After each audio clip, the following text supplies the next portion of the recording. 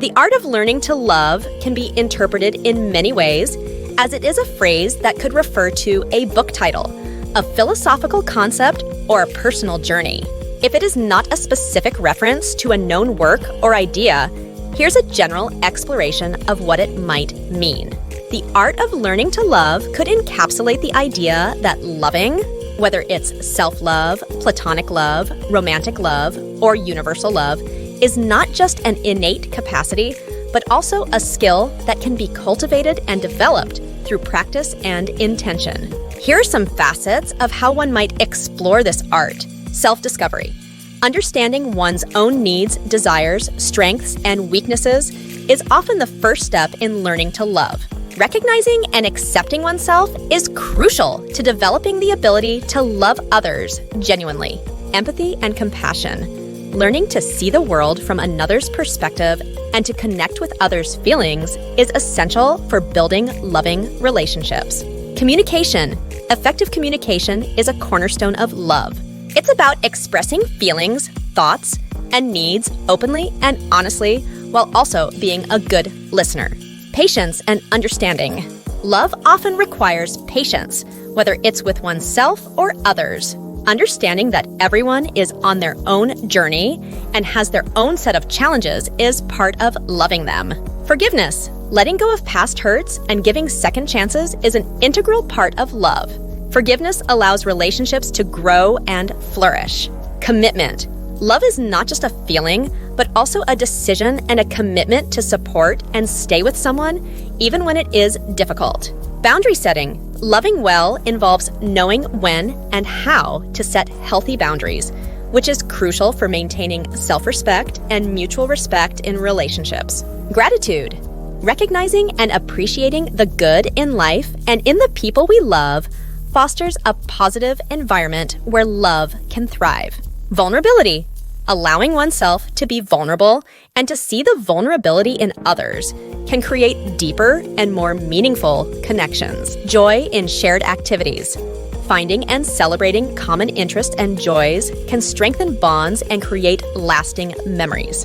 In a broader sense, the art of learning to love could also relate to the broader human experience and the ways in which we cultivate connections to our lives, our passions, and the world around us.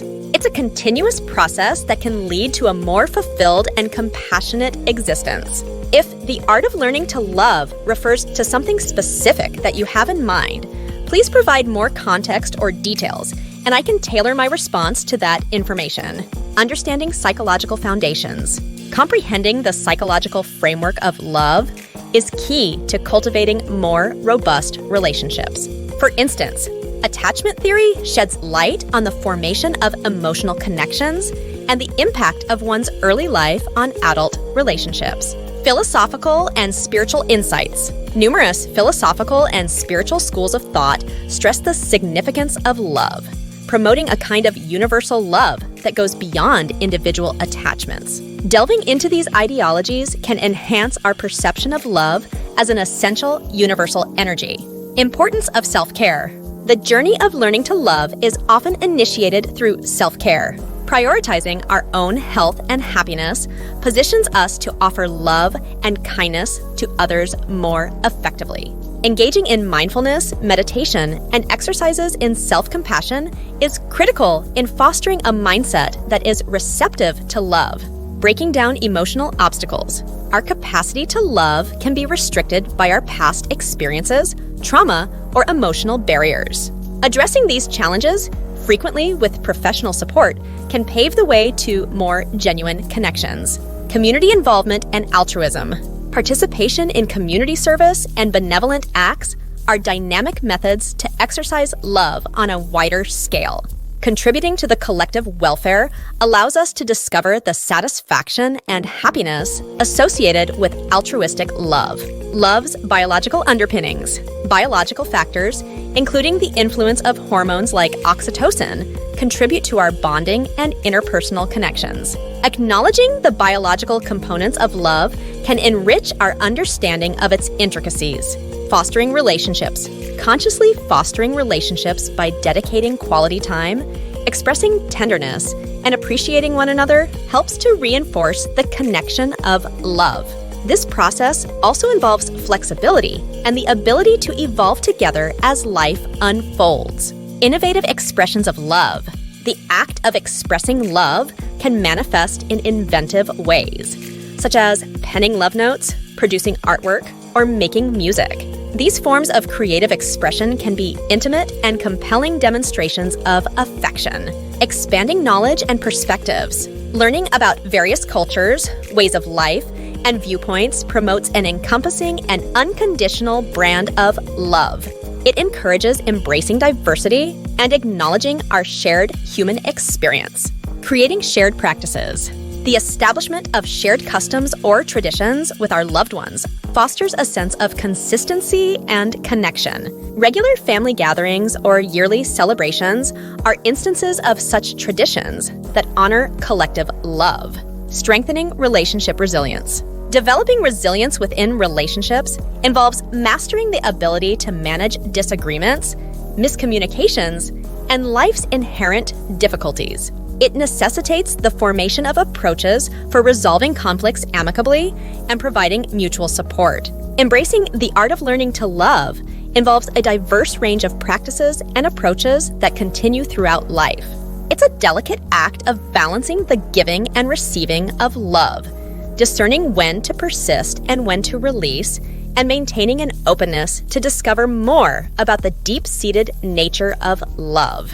Historical and cultural dimensions. Exploring how different cultures and historical periods have understood and expressed love can expand one's own perceptions and practices of love. The courtly love of the Middle Ages, the passionate love in Renaissance literature, or the communal love found in various indigenous cultures can all provide diverse models for how love is woven into the human experience. Love and identity. As people go through life, their sense of identity evolves. Love, too, changes with these shifts. Understanding how personal growth, changes in self-identity, and life transitions affect one's capacity for love is a crucial part of the art of loving. Love and art. Art has always been a medium through which love is expressed and contemplated. Whether through the poignant strains of a violin concerto, the delicate brushstrokes of a romantic painting, or the emotive lines of a poem, love has been a central theme in art. Engaging with art can be a way to understand the universality and timelessness of love. Love is action. The concept that love is not only a feeling, but also an action, is central to many philosophical and ethical frameworks. Acts of love, both large and small, define the quality of our relationships and the impact we have on the world. The economics of love.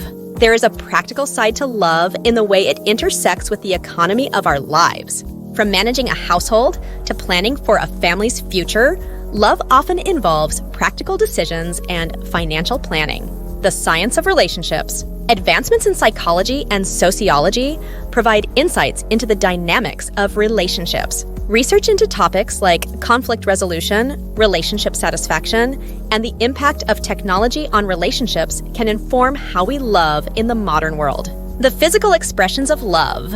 Love finds expression in physical form, not only through intimacy, but also through touch, presence, and acts of service. The physical dimension of love is a powerful communicator of affection and care. Ethical love.